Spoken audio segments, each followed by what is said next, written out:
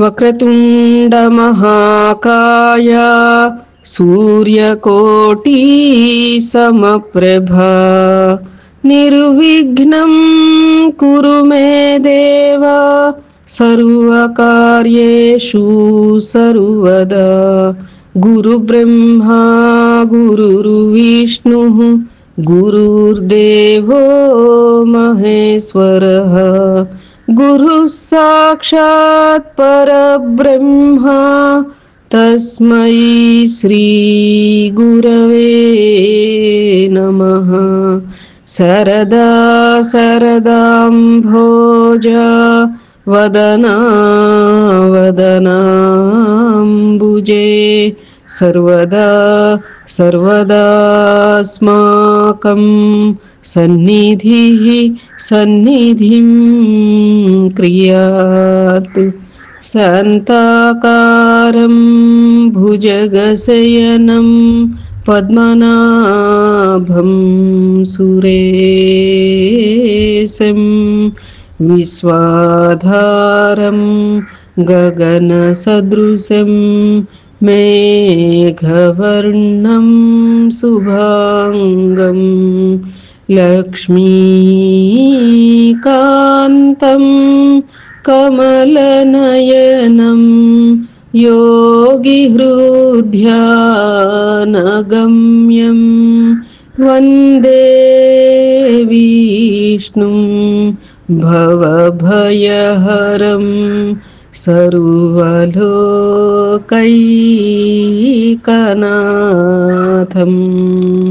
ఓం గం గణపతయే నమః. సద్గురవే నమః.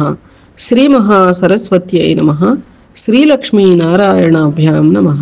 మనము శ్రీమన్నారాయణీయం 34వ దశకానికి చేరుకున్నామమ్మా. 33వ దశకం పరంగా మనం అంబరీషోపాఖ్యానం అనేటువంటి అంశం రీత్యా ఆ యొక్క దుర్వాస మహర్షి శాపం అంబరీషునికి కాకుండా తనకే వర్తిల్ల చేసుకొని ఆ రీతిగా నానా యోనులలో జన్మించాడు శ్రీ మహావిష్ణువు అంటే దశావతారాలు పరోక్షంగా అనేటువంటి అంశం మనం చెప్పుకున్నాము. నేటి దశకం రీత్యా మనకందరికీ కూడా ఎంతో ప్రీతిపాత్రమైనటువంటి శ్రీరామచరితం అంటే పరోక్ష రామాయణ గాథ అనగా ఈ యొక్క రామావతారం గురించి చెప్పుకోవడానికి ప్రయత్నం చేద్దాం. శ్రీరామ జయ రామ జయ జయ రామ. శ్రీలక్ష్మీనారాయణాభ్యాం నమః. గీర్వాణైరర్ధ్యమానో దశముఖ నిధనం కోసలేషు ఋష్యశృంగే పుత్రీయామిష్టిమిష్ట్వా దదుషి దశరథక్ష్మాభృతే పాయసాగ్ర్యం తద్భూత్యా తత్పురంధ్రీష్వపి తిసృషు సమం జాతగర్భాసు జాతో రామస్త్వం లక్ష్మణేన స్వయమథ భరతేనాపి శత్రుఘ్ననామ్నా. శ్రీలక్ష్మీనారాయణాభ్యాం నమః. స్వామి, నిన్ను దేవతలందరూ రావణాసుర సంహారమునకై అభ్యర్థించిరి. ఆ సమయమున కోసల రాజ్యమును దశరథుడను మహారాజు పరిపాలించుచుండెను. అతడు పుత్రులను కోరి ఋష్యశృంగ మహర్షిచే పుత్రకామేష్టిని చేయించెను. అప్పుడు నీ అనుగ్రహమున లభించిన పాయసమును ఆ దశరథుడు తన 3 భార్యల కొసగగా వారు దానిని భక్షించిరి. పిదప గర్భవతులైరి. అప్పుడు నీవు శ్రీరామచంద్రుడు అను పేరుతో కౌసల్యాదేవి యందు అవతరించితివి. నారాయణ నారాయణ నారాయణ నారాయణ నారాయణ నారాయణ నారాయణ నారాయణ నారాయణ నారాయణ నారాయణ నారాయణ నారాయణ నారాయణ నారాయణ నారాయణ. శ్రీరామ జయ రామ జయ జయ రామ. శ్రీరామ జయ రామ జయ జయ రామ. శ్రీరామ జయ రామ జయ జయ రామ. భరత లక్ష్మణ శత్రుఘ్నులను నీ అంశలతో జన్మించిరి అని చెప్పి. ఏ దేవతలందరూ కూడా ఒకానొకప్పుడు శ్రీ మహావిష్ణువును రావణాసుర సంహారమునకై అభ్యర్థించారుట. అసలు మనం గత దశకాల్లో చెప్పుకున్నాం. ఏమిటి అంటే ఆ యొక్క సనక సనందనాదుల శాపం వలన ఈ విష్ణుమూర్తి యొక్క వైకుంఠానికి ద్వారపాలకులైనటువంటి జయ విజయులు శాపం చెందటం, అప్పుడు విరోధంతో 3 జన్మల్లో మళ్ళీ విష్ణువు దగ్గరికి వస్తారా, లేదు విహితంతో 7 జన్మలకు వస్తారా అని చెప్పి అడిగితే, అమ్మో అన్ని జన్మలు ఆ యొక్క పరమాత్మను విడిచిపెట్టి మేము ఉండలేము, 3 జన్మలలోనే వచ్చేస్తాము, విరోధమైనా సరే అని చెప్పి అన్నారు. ఆ 3 జన్మలు ఏమని చెప్పుకున్నాము? హిరణ్యాక్ష హిరణ్యకశిపులు, రావణ కుంభకర్ణాదులు, శిశుపాల దంతవక్తులు కదా. అయితే నిన్నటితో 24వ దశకంతో మనం ఆ యొక్క హిరణ్యకశిపుడి వధ తెలుసుకున్నాం. వరాహావతారం రీత్యా హిరణ్యాక్ష వధ తెలుసుకున్నాం కదా అమ్మ. అయితే ఇప్పుడు ఇక్కడ మనం తెలుసుకోవాల్సింది ఏమిటి అంటే, అవతారం పరంగా రామావతారం గురించి చెప్పుకోబోతున్నాము. అలాగే ఈ యొక్క రాక్షస వధ రీత్యా జయ విజయుల జన్మల రీత్యా అయితే 2వ జన్మ అయినటువంటి రావణ కుంభకర్ణాదుల జన్మ గురించి కూడా ఈ దశకంలో ఈ రీతిగా చెప్పుకోవడానికి ప్రయత్నం చేద్దాం. అయితే ఈ యొక్క రావణాసుర సంహారానికై దేవతలు శ్రీ మహావిష్ణువును అభ్యర్థిస్తే కోసల రాజ్యమును దశరథుడు అనేటువంటి రాజు పరిపాలిస్తూ ఉన్నారట. ఆ సమయంలో అతడు పుత్రులను కోరి ఋష్యశృంగ మహర్షుల వారిచే పుత్రకామేష్టి యాగాన్ని నిర్వహింపజేశారుట. అప్పుడు మహావిష్ణువు యొక్క అనుగ్రహమున లభించినటువంటి పాయసముని ఆ మహారాజు 3 భార్యలకి వసుకగా, ఎవరు వారు? కౌసల్య, సుమిత్ర, కైకేయి అనేటువంటి 3 భార్యలకి వసంగా వారు గర్భవతులు అయ్యారట.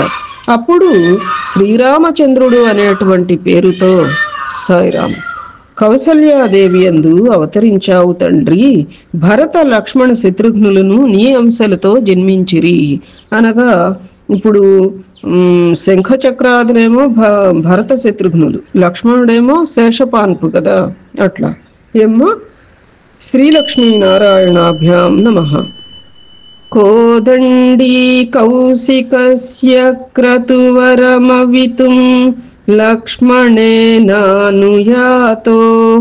యాతో భూస్తాతవాచ ముని కథితమనుద్వంద్వ శాంతాధ్వఖేదః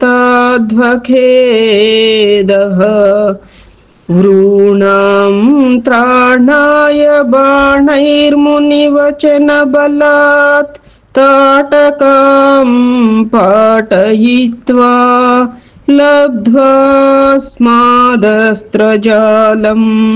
మునివనమగమో దేవసిద్ధాశ్రమాఖ్యం.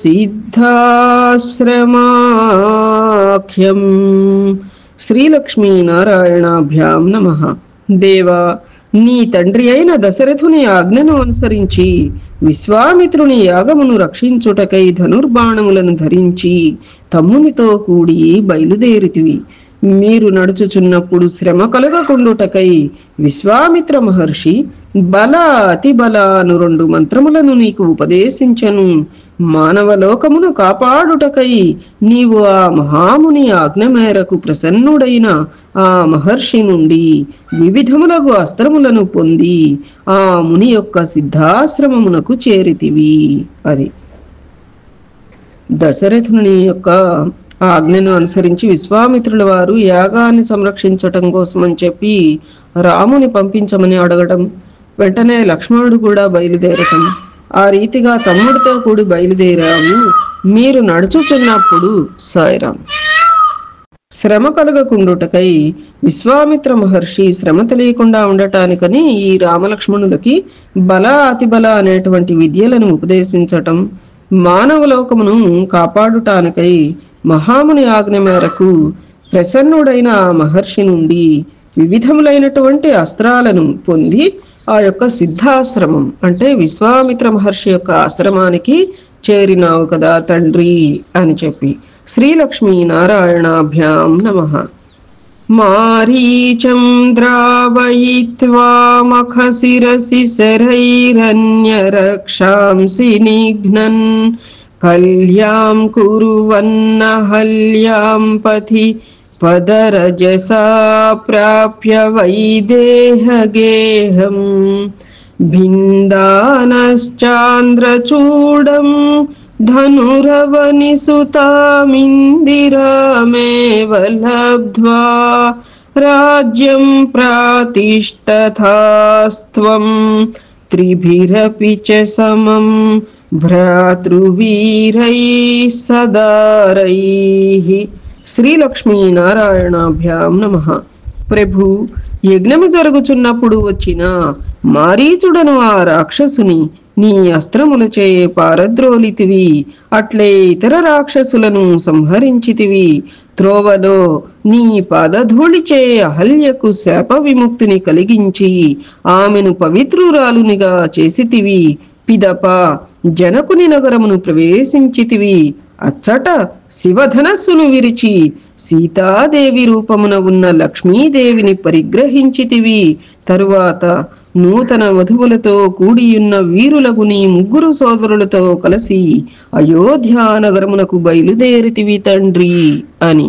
అయితే విశ్వామిత్ర మహర్షి యొక్క సూచన మేర యజ్ఞాన్ని పరిరక్షిస్తూ ఉన్నప్పుడు మారీచుడనేటువంటి రాక్షసుడిని ఆ యొక్క రామలక్ష్మణులు అస్త్రములచే పారద్రోలారని, ఇతర రాక్షసులను కూడా శ్రీరామచంద్రుడు సంహరించాడని, అట నుండి బయలుదేరి వెళుతూ ఉంటే దోవలో గౌతమ మహర్షి యొక్క ఆశ్రమం కదా వీళ్ళకి త్రోవలో. అయితే అక్కడ అహల్యకు శాప విముక్తిని కలిగించి ఆమెను పవిత్రురాలునిగా చేసితివి.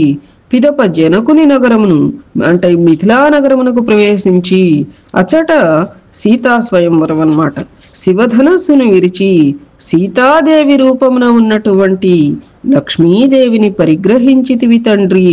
తరువాత నూతన వధువులతో కూడి ఉన్నటువంటి అంటే మిగతా ముగ్గురు సోదరులకి కూడా వివాహం అవుతుంది కదా, అట్లా చక్కగా అందరూ కూడా నూతన వధూవరులు అన్నమాట. ఈ నలుగురు కూడా వీరంతా కలిసి అయోధ్య నగరానికి బయలుదేరారు అన్నట్లుగా. శ్రీరామ జయ రామ సీతారామ, శ్రీరామ జయ రామ సీతారామ, శ్రీరామ జయ రామ సీతారామ. శ్రీలక్ష్మీనారాయణాభ్యాం నమః. ఆరుంధానే రుషాంధే భృగుకులతిలకే సంక్రమయ్య స్వతేజో యాతే యాతోస్యయోధ్యాం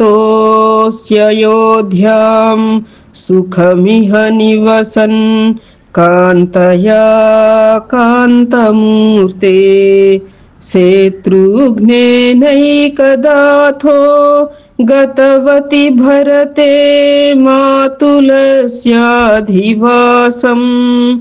తాతారబ్ధో అభిషేకస్తవ కిల విహతః కేకయాధీశపుత్ర్యా.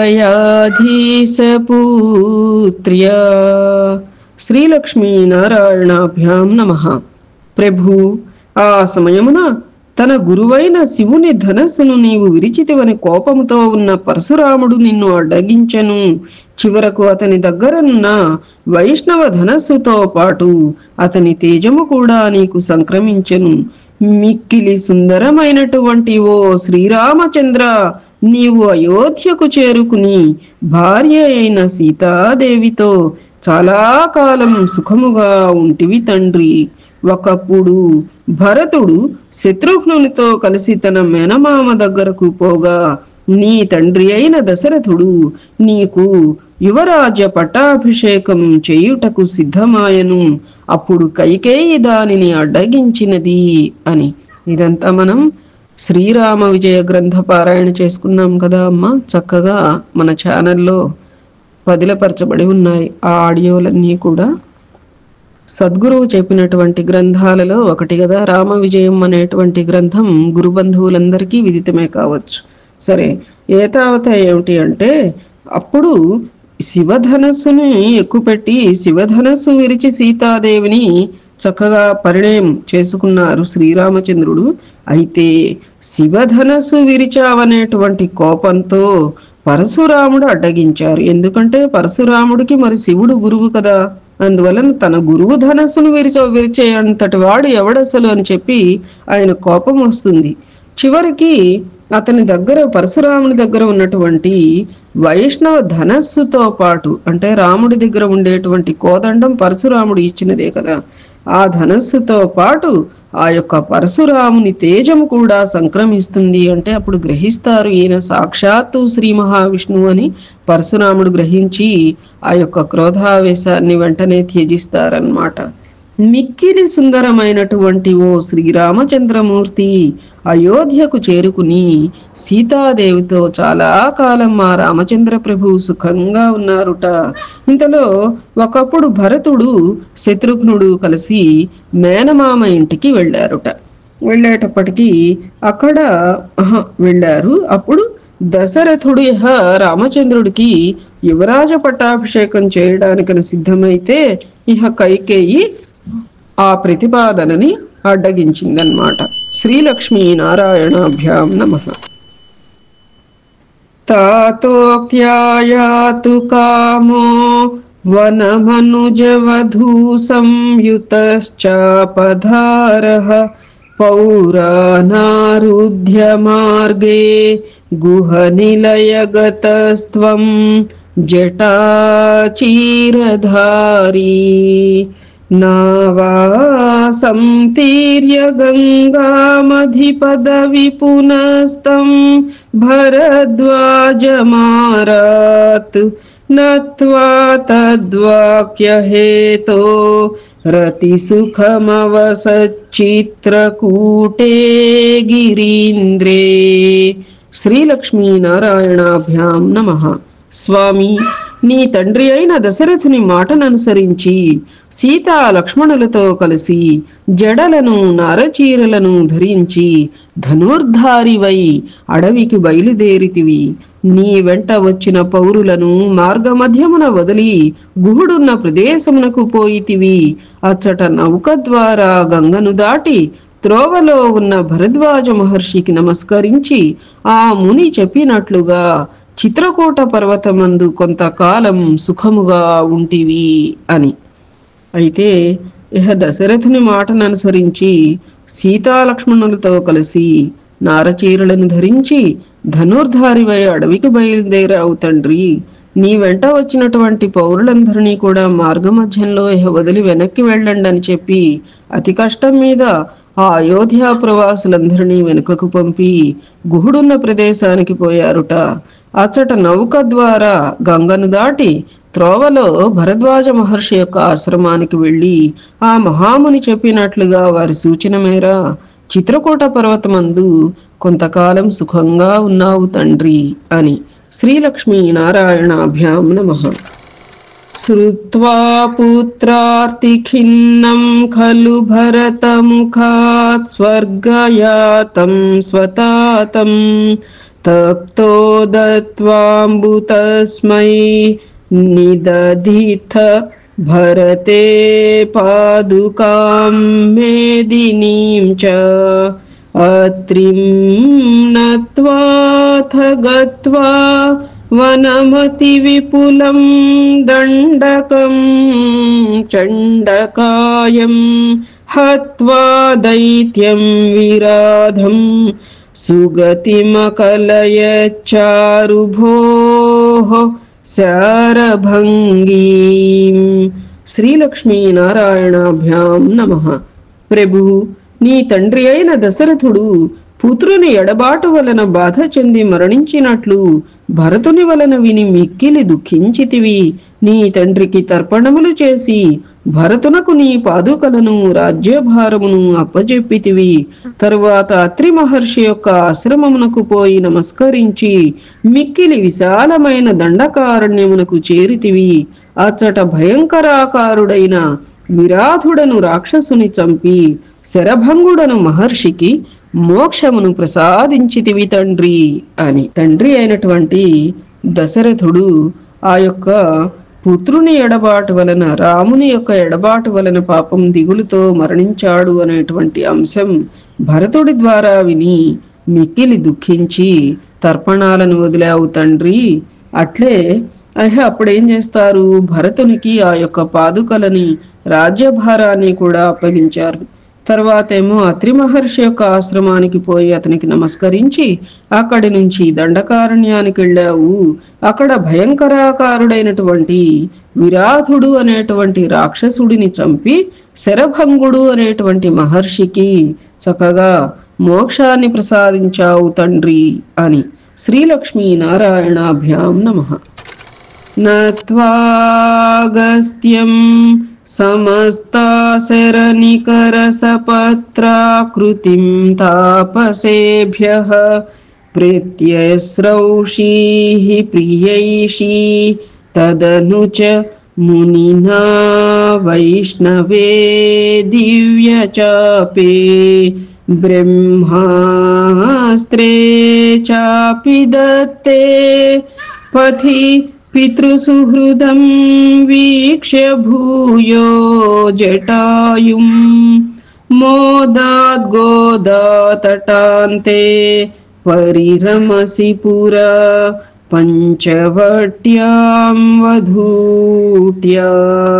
శ్రీలక్ష్మీ నారాయణాభ్యాం నమః. స్వామి అక్కడ అగస్త్య మహర్షికి నమస్కరించి మహర్షులందరకును సంతోషము కలిగించుటకై సమస్త రాక్షస సంహారమునకై ప్రతిజ్ఞ చేసితివి. అప్పుడు అగస్త్య మహర్షి నీకు వైష్ణవ ధనస్సును బ్రహ్మాస్త్రమును వసంగెను. అటు పిమ్మట మార్గమధ్యమందు నీ తండ్రికి స్నేహితుడైన జటాయువుతో కలిసితివి. గోదావరి నది తీరమందున్న పంచవటి యందు సీతాదేవితో సుఖముగా ఉంటివి తండ్రి అని.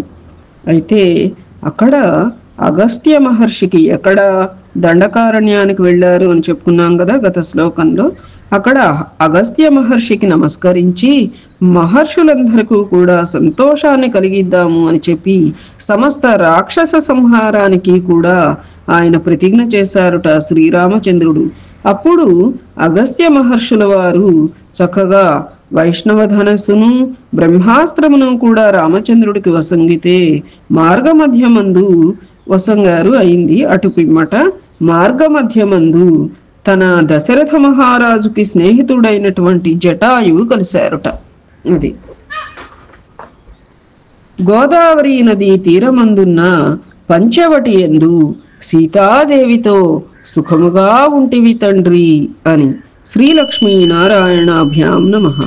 ప్రాప్తాయాః శూర్పణఖ్యా మదనచలధృతేరర్ధనైర్నిస్సహాత్మా తాం సౌమిత్రౌ విసృజ్య ప్రబలతమరుషా తేన నిర్లూననాసాం దృష్ట్వైనాం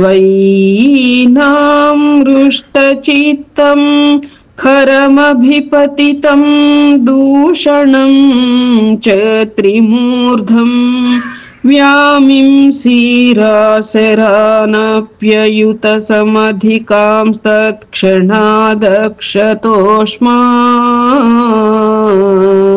శ్రీలక్ష్మీ నారాయణాభ్యాం నమః. ఆ సమయమున మన్మథ పీడిత అయిన శూర్పణఖ నీ దగ్గరకు వచ్చి తనను పెండ్లియాడుమని అర్థించగా ఆమె కోర్కెను తిరస్కరించి ఆమెను లక్ష్మణుని దగ్గరకు పంపితివి. చెండకోపుడైన లక్ష్మణుడు చెడు భావన గల శూర్పణఖ ముక్కును కోసెను. అందువలన కుపితులైన ఖర దూషణ త్రిశిరస్సులనే రాక్షసులు నీ పైకి రాగా 10,000కు మించిన అనగా 14,000 వారి సైన్యమును కూడా సునాయాసముగా చంపివేసితివి అని. శూర్పణఖ ఆ యొక్క లక్ష్మణ స్వామిని మోహించి పరిణయమాడమని చెప్పి అర్థిస్తే అప్పుడు శ్రీరామచంద్రుడినే అర్థిస్తుంది. లక్ష్మణుడు తన మాట విని తనని పరిణయమాడాలి అని చెప్పి ఇది మనం రామ విజయంలో చెప్పుకున్నాం. చాలా హాస్యంగా కూడా ఉంటుంది ఆ అంశం కదా. అయితే లక్ష్మణుడికి తెలుసు ఆవిడ శూర్పణఖ అని తెలిసి కూడా కావాలని రామచంద్రుడి దగ్గరికి పంపిస్తారనమాట. ఎందుకంటే అన్నగారి అనుగుణలేందే తాను శిక్షించకూడదు అని చెప్పి. అందుకని అయితే అప్పుడు రామచంద్రుడు ఏం చేస్తారు అంటే ఇహ లక్ష్మణుడి దగ్గరికే వెళ్ళమని పంపిస్తారు. చండకోపుడైనటువంటి అయితే మరి లక్ష్మణుడికి ఎట్లా తెలిసింది అంటే ఆవిడ యొక్క వీపు మీద రాస్తారు. ఏమనంటే, ఈవిడ ముక్కు చెవులు ఖండించు, ఇది రావణాసురుని యొక్క సోదరి అని చెప్పి. అది చదివి వెంటనే లక్ష్మణుడు చెడు భావన గల శూర్పణఖ ముక్కు చెవులను కోస్తారన్నమాట. అందువలన కుపితులైనటువంటి ఖర దూషణ త్రిశిరస్సులనే రాక్షసులు ఆ యొక్క రామచంద్రుడి మీదకి వస్తే 14,000 మంది రాక్షసులని అతి సునాయాసంగా శ్రీరామచంద్రుడు మట్టు పెట్టారు అని. శ్రీలక్ష్మీ నారాయణాభ్యాం నమః. సోదరియా ప్రోక్త వార్తా వివసదశ ముఖాదిష్ట మారీచ మాయా సారంగం సారసాక్ష్యా స్పృహితమనుగతః ప్రావధీర్బాణఘాతం తన్మాయాక్రంద నిర్యాపిత భవదనుజాం రావణస్తామహర్షీత్ తేనార్తోపి త్వమంతః కిమపి ముదమధాస్తద్వధోపాయలాభాత్. శ్రీలక్ష్మీ నారాయణాభ్యాం నమః.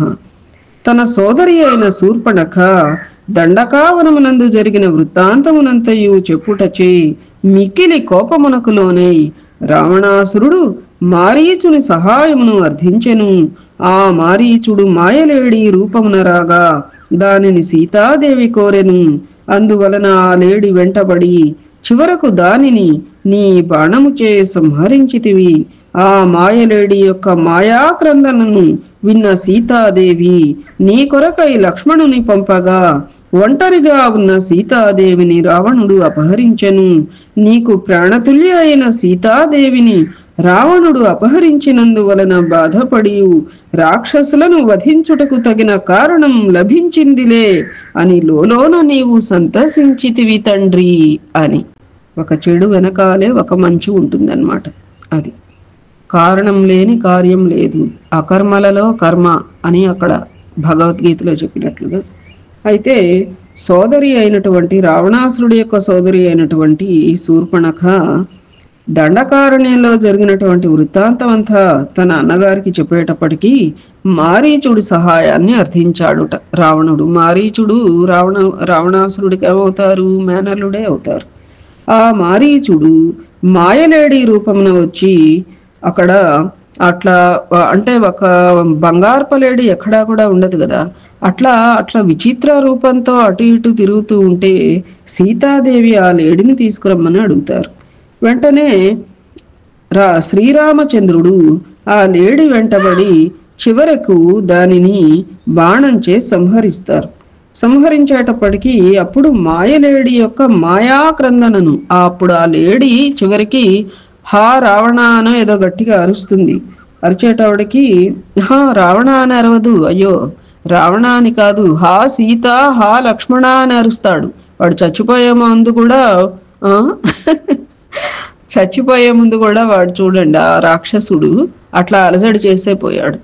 అయ్యేటప్పటికి ఎప్పుడైతే హా రామ హా లక్ష్మణ అని చెప్పి హా సీత హా లక్ష్మణ అని చెప్పి అరుస్తాడు, ఇక్కడ సీతాదేవి ఏమనుకుంటారు? రాముల వారికే ఏదో అపాయం జరిగింది కావాలనుకుని లక్ష్మణ స్వామిని అక్కడికి పంపిస్తారు. పంపించేటప్పటికి ఇంతలో ఏమవుతుంది? రావణాసురుడు వచ్చి ఆ యొక్క మాయా సన్యాసి రూపంలో భిక్షకు రూపంలో వచ్చేసి సీతాదేవిని అపహరించటం జరిగింది. అయితే సీతాదేవి అట్లా అపహరించబడిందే అనేటువంటి బాధ ఎంతో మనస్సులో ఉన్నప్పటికీ కూడా రాక్షస సంహారానికి ఒక గొప్ప సాకు దొరికిందిలే అని చెప్పి సంతోషపడినావు తండ్రి అని. శ్రీలక్ష్మీ నారాయణాభ్యాం నమః. భూయస్తన్వీం విచిన్వన్నహృత దశముఖస్త్వద్వధూమద్వధేనేత్యుక్త్వా యాతే జటాయౌ దివమథ సుహృదః ప్రాతనోః ప్రేతకార్యం గృహాణం తం కబంధం జఘనిథ శబరీం ప్రేక్ష్య పంపాతటే త్వం సంప్రాప్తో वातसूमं भ्रूसेमुदितमना पाहि वातालयेश। శ్రీలక్ష్మీనారాయణాభ్యాం నమః. దేవా, నీవు సీతాదేవిని వెతుకుచున్నప్పుడు జటాయువు కనిపించి రావణుడు నన్ను దెబ్బతీసి నీ భార్య అయిన సీతాదేవిని ఎత్తుకొని పోయెను అని చెప్పి ప్రాణములు వదిలెను. అప్పుడు అతనికి నీవే అంత్య సంస్కారమును చేసితివి.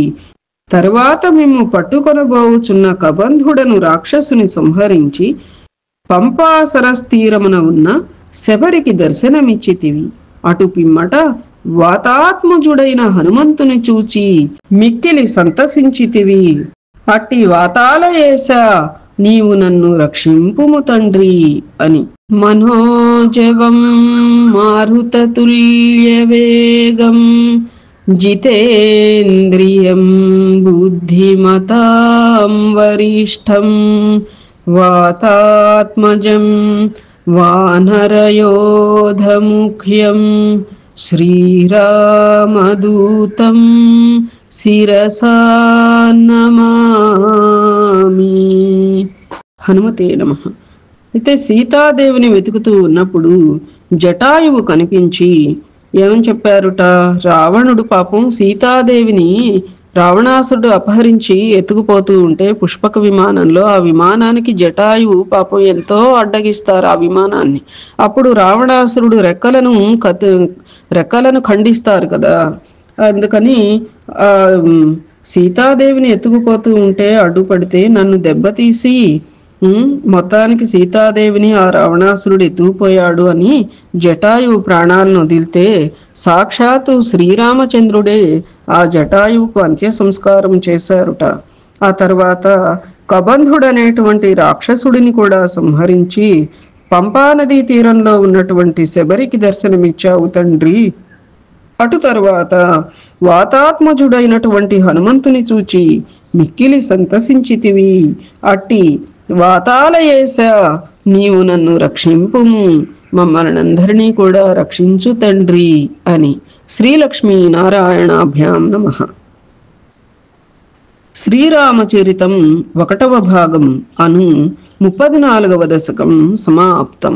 నారాయణ నారాయణ గోవింద, శ్రీమన్నారాయణ నారాయణ గోవింద, నారాయణ నారాయణ గోవింద, లక్ష్మీనారాయణ నారాయణ గోవింద, నారాయణ నారాయణ గోవింద, శ్రీమన్నారాయణ నారాయణ గోవింద, నారాయణ నారాయణ గోపాల, లక్ష్మీనారాయణ నారాయణ గోపాల.